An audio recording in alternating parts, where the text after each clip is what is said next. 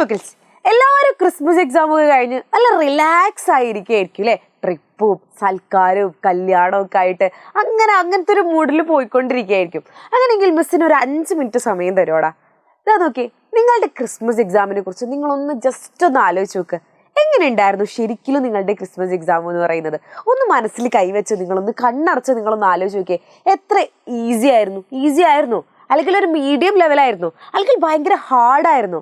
എന്തായിരുന്നു നിങ്ങളുടെ ക്രിസ്മസ് എക്സാമിനെ കുറിച്ച് നിങ്ങൾക്കുള്ള ഒപ്പീനിയൻ? അതെന്താണെന്ന് താഴെ ഒന്ന് കമൻറ്റ് ചെയ്യുക കേട്ടോ.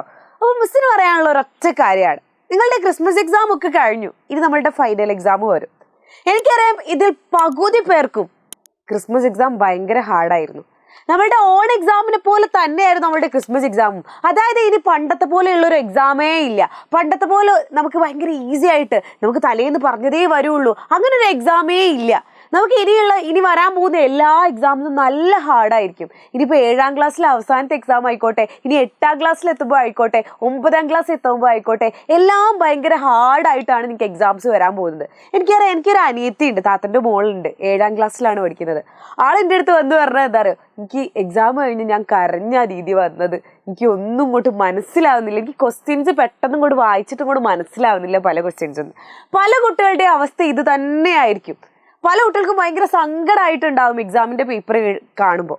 എന്താ പ്രശ്നം എന്ന് വെച്ചാൽ, ഇത് പണ്ടത്തെ പോലെ പഠിച്ചാൽ പോരാന്നുള്ള ആ ഒരു കാര്യം നിങ്ങൾ അക്സെപ്റ്റ് ചെയ്യാത്തത് കൊണ്ടാണ് ഈ ഒരു പ്രശ്നം വരുന്നത്. ഇനി ഇങ്ങനെ പഠിച്ചാൽ പോരാ, നല്ല രീതിയിൽ തന്നെ പഠിക്കണം. ഇനിയിപ്പോൾ 7ാം ക്ലാസ് കഴിഞ്ഞു 8ാം ക്ലാസ്സിലെത്തിയാലും നിങ്ങൾക്ക് കഴിഞ്ഞില്ല. 7ാം ക്ലാസ്സിൽ നിങ്ങൾ എന്താണോ പഠിച്ചത് അതിൻ്റെ ബാക്കിയാണ് നിങ്ങൾക്ക് 8ാം ക്ലാസ്സിലുള്ളത്.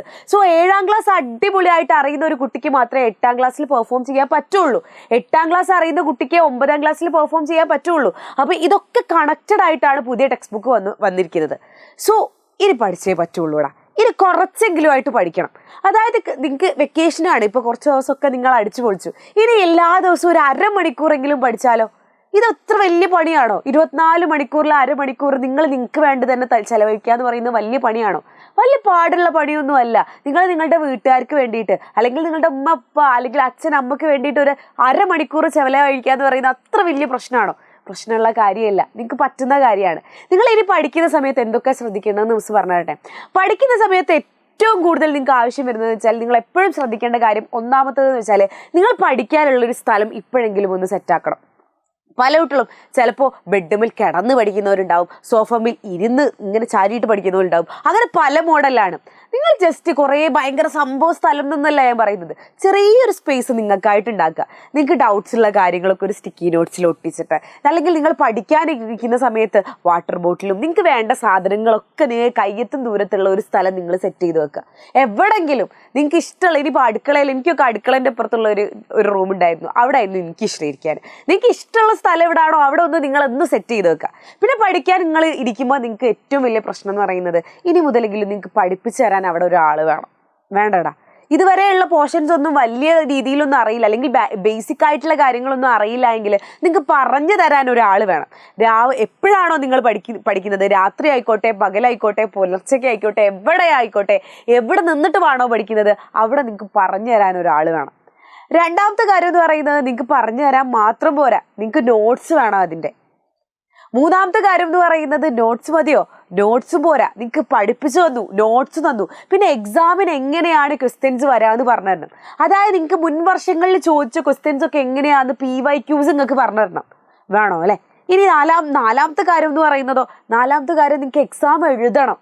എക്സാം ഒരു പ്രാവശ്യം അല്ലെങ്കിൽ 2 പ്രാവശ്യം ഒന്ന് എഴുതി നോക്കണം. ഈ ഒരു ചാപ്റ്ററിൽ നിന്ന് ഏത് തരത്തിലാണ് എക്സാം വരിക, എക്സാം വന്നാൽ എനിക്ക് എഴുതാൻ പറ്റുമോ, ഇതറിയണമെങ്കിൽ നിങ്ങൾക്ക് എക്സാം ഒന്ന് എഴുതി നോക്കണം. ദെൻ 5ാമത്തെ കാര്യം എന്ന് പറയുന്നത്, നിങ്ങൾക്ക് ഡൗട്ട്സ് ഒരുപാട് വരും, ഒരുപാട് ഡൗട്ട്സ് വരും. ആ ഡൗട്ട്സ് ഒക്കെ ഒന്ന് ക്ലിയർ ചെയ്ത് തരണം. ദെൻ അടുത്തതെന്ന് പറയുന്നതായിരിക്കും, നിങ്ങൾക്ക് ഈ ഡൗട്ട്സ് ഒക്കെ ക്ലിയർ ചെയ്ത് കഴിഞ്ഞാലും നിങ്ങൾക്ക് പഠിക്കണം എന്ന് പറഞ്ഞാലും ഇപ്പുറത്തുനിന്ന് ഒരാൾ പുഷ് ചെയ്യാൻ വേണം. മക്കളെ പഠിച്ചിട്ടുണ്ടോ? നിങ്ങൾ എവിടെ എത്തി പഠിച്ചിട്ട്? എക്സാം അറ്റൻഡ് ചെയ്തിട്ടുണ്ടായിരുന്നു, ഇതാക്കിയിട്ടുണ്ടായിരുന്നു, ഇങ്ങനെ ചെയ്തിട്ടുണ്ടായിരുന്നു, അത് ചോദിക്കാൻ, നിങ്ങൾ കറക്റ്റ് ഒരു റൂട്ട് കാണിച്ചു തരാൻ ഒരു മെൻറ്റർ അല്ലെങ്കിൽ ഒരാൾ വേണം. ഇത്രയും കാര്യങ്ങൾ നിങ്ങൾക്ക് നിർബന്ധമാണ് അല്ലേ? ഇനി ഇങ്ങനെ ഉണ്ടായാൽ നിങ്ങളൊന്ന് ആലോചിച്ച് നോക്ക്, എല്ലാം ഉണ്ട്. നിങ്ങൾക്ക് എപ്പോൾ വേണമെങ്കിലും പറഞ്ഞു തരാൻ, എപ്പോൾ വേണമെങ്കിലും ചോദിച്ചാൽ പറഞ്ഞു തരാൻ അവിടെ ആളുണ്ട്, നോട്ട്സ് ഉണ്ട്, PYQs ഉണ്ട്. ദെൻ നമ്മളുടെ എക്സാംസ് എഴുതി നോക്കാം, ഡൗട്ട്സ് ക്ലിയർ ചെയ്യാം. ഇനി നിങ്ങളോട് പഠിച്ചോ എന്ന് വിളിച്ച് ചോദിക്കാൻ വേറൊരാളുണ്ട്. ഇത് മൊത്തം ഉണ്ടായാൽ നമുക്ക് പഠിക്കാൻ എന്തോ പാടുണ്ടോ? ഒരു പാടുമില്ല അല്ലെ. എന്നാൽ ഇതെല്ലാം വരുന്നത് ഇതിന്റെ മേലെ വരുന്ന ഒരാളാണ് നമ്മളുടെ ബൂസ്റ്റർ ബാച്ച് എന്ന് പറയുന്നത്. ഈ ക്ലാസ് 7 ബൂസ്റ്റർ ബാച്ചിൽ ഇവന്മാരെല്ലാരും ഉണ്ട്. ഇവന്മാര് മാത്രല്ല കേട്ടോ, ഇതൊക്കെ മേലെയുള്ള ഫീച്ചേഴ്സും ഇതിലുണ്ട്. ഇത് മാത്രമല്ല, ഒരിക്കലും ഇത് മാത്രമല്ല, നമ്മൾ ഓരോ ചാപ്റ്റേഴ്സ് കഴിയുമ്പോൾ 2 സെറ്റ് എക്സാംസ്, അതുപോലെ ഡിസ്ക്രിപ്റ്റീവ് എക്സാം, ഓരോ ഇനിയിപ്പോൾ ആനുവൽ എക്സാം വരികയാണെങ്കിൽ അതിൻ്റെ മോഡൽ എക്സാംസ്, അങ്ങനെ തുടങ്ങിയ എല്ലാ കാര്യങ്ങളും ഉള്ളതാണ് ഈ ഒരു ബൂസ്റ്റർ ബാച്ച് എന്ന് പറയുന്നത്. ഈ ഒരു ബൂസ്റ്റർ ബാച്ചിൻ്റെ ഉള്ളിൽ എന്താ ഉള്ളത് അറിയോ? നിങ്ങൾക്ക് ഈ ഒരു ആപ്പ് തുറന്നു കഴിഞ്ഞാൽ ഇതുപോലെയാണ് വരിക. ഇതിൽ നിങ്ങൾക്ക് എല്ലാ സബ്ജക്ട്സും ഉണ്ട്. അതിൻ്റെ കൂടെ തന്നെ USS നമുക്ക് ഫ്രീ ആണ് കേട്ടോ. നമ്മുടെ ബാച്ചിലെ കുട്ടികൾക്ക് USS തികച്ചും ഫ്രീ ആണ്. സോ USS നിങ്ങൾക്ക് ഇതിലൂടെ തന്നെ പഠിക്കാൻ കഴിയും. പിന്നെ നമുക്ക് ഇത് നോക്ക്, ഇതിലിപ്പോൾ ഞാൻ മാത്സ് തുറന്നു കഴിഞ്ഞാൽ മാത്സിൻ്റെ ബേസിക്സ് മുതൽ ഞങ്ങൾ പറഞ്ഞുതരും. നമ്മളുടെ മാത്സിൻ്റെ ബേസിക് ആയിട്ടുള്ള കാര്യമില്ലേ, അതായത് ഹൈ ഫ്രാക്ഷൻസ് എന്താണ്, ഇത് ഗുണിക്കൽ എങ്ങനെയാ, ഡെസിമൽസ് എന്താണ്, അങ്ങനത്തെ ചെറിയ ചെറിയ കുഞ്ഞു കുഞ്ഞു കാര്യം മറന്നുപോയ 6ാം ക്ലാസ്സിൽ പഠിച്ച് മറന്നുപോയ കാര്യങ്ങളില്ലേ, ആ മാത്സിൻ്റെ ബേസിക്സ് മുതൽ ഞങ്ങൾ എല്ലാ കാര്യങ്ങളും ഓരോ ചാപ്റ്ററും ഞങ്ങൾ പറഞ്ഞുതരും. ഇനിയിപ്പോൾ ഞാൻ പാരലൽ ലൈൻസ് ഒന്ന് ഓപ്പൺ ചെയ്ത് നോക്കട്ടെ. ഇതുപോലെയാണ് നിങ്ങൾക്ക് വരിക. അതായത് ഞങ്ങൾ ഒരിക്കലും ഒരു ചാപ്റ്റർ നിങ്ങൾക്ക് തന്നിട്ട് ഒരു 2 മണിക്കൂറിൻ്റെ ക്ലാസ് തന്നിട്ട് നിങ്ങളോട് പറയാണ് ആ 2 മണിക്കൂറിൻ്റെ ക്ലാസ് മൊത്തം പഠിക്കൂ, അങ്ങനെയല്ല ഞങ്ങൾ പറയുന്നത്. നിങ്ങൾക്ക് ഒരു ചാപ്റ്റർ നിങ്ങൾക്ക് തുറന്നു കഴിഞ്ഞാൽ അതിൽ ചെറിയ ചെറിയ വീഡിയോ, നമുക്ക് 14 മിനിറ്റ്, 9 മിനിറ്റ്, 12 മിനിറ്റ്, അങ്ങനെ ചെറിയ ചെറിയ വീഡിയോസ് ആയിട്ടാണ് ഉള്ളത്.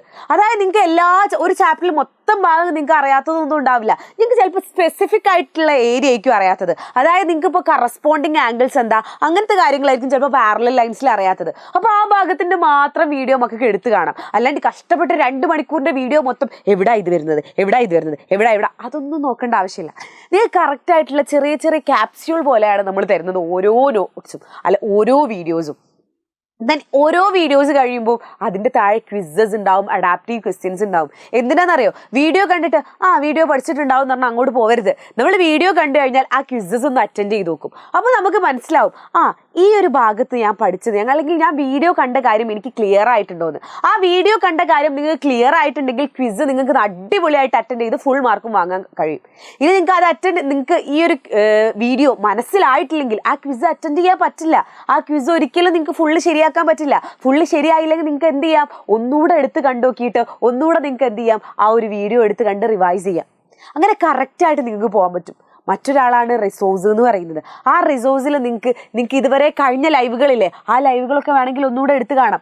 യൂണിറ്റ് ടെസ്റ്റ് ഉണ്ട്, സ്റ്റഡി മെറ്റീരിയൽസ് ഉണ്ട്. നിങ്ങൾക്ക് ഇനിയിപ്പോൾ ക്വസ്റ്റ്യൻസ് ഒരുപാട്, നമ്മൾ നോട്ട്സ്, നമ്മളുടെ ഓൾറെഡി ക്ലാസ്സിൻ്റെ നോട്ട്സ് നമ്മൾ തരും.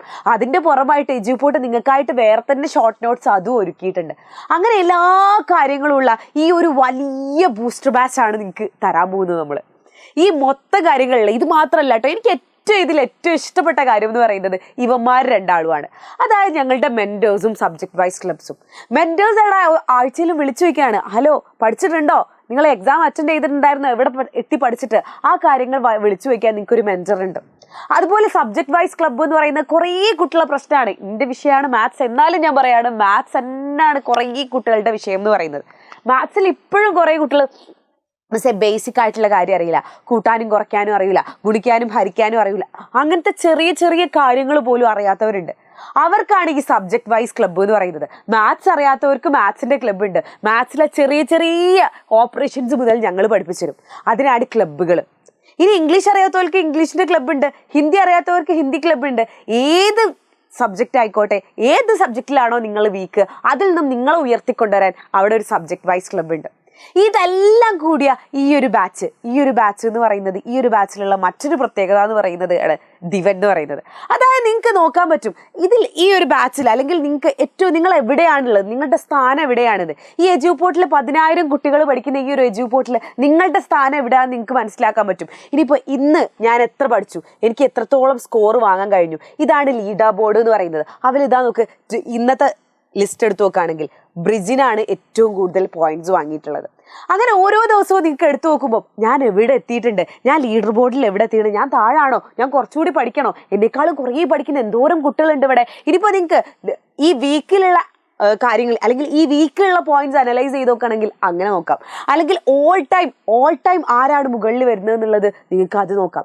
അതിന് ലീഡർ ബോർഡ് ഉണ്ട്. നമുക്ക് എപ്പോഴും ഒരു കോമ്പറ്റീഷൻ മൈൻഡിലാണെങ്കിൽ പഠിക്കാൻ നല്ല രസമായിരിക്കും അല്ലേ. എനിക്ക് ബോളിലെത്തണം, അല്ലെങ്കിൽ എനിക്ക് കുറച്ചുകൂടി പോയിന്റ്സ് വേണം, പോയിന്റ്സ് കുറച്ചുകൂടി ഉണ്ടെങ്കിൽ ഗെയിംസ് കളിക്കാൻ ഇഷ്ടമല്ലേ, അതുപോലെ തന്നെയാണ് ഞങ്ങളെ ബാച്ചും. ഗെയിംസ് പോലെ തന്നെയാണ് ഞങ്ങൾ ബാച്ചും നിങ്ങൾക്ക് തരുന്നത്. ഇത്രയും ഫീച്ചേഴ്സ് ഉള്ള ഈ ഒരു ബാച്ച് വരുന്നത് ഇപ്പം 1249 ഈ ഒരു ബാച്ച് വരുന്നത്. മിസ് ഇപ്പൊ തന്നെ ഈ വീഡിയോ ചെയ്യാൻ കാരണം എന്ന് വെച്ചാൽ ഇത് കുറേ കാലമൊന്നും ഈ ബാച്ചിന്റെ ഈ ഒരു ഓഫർ ഇല്ല കേട്ടോ.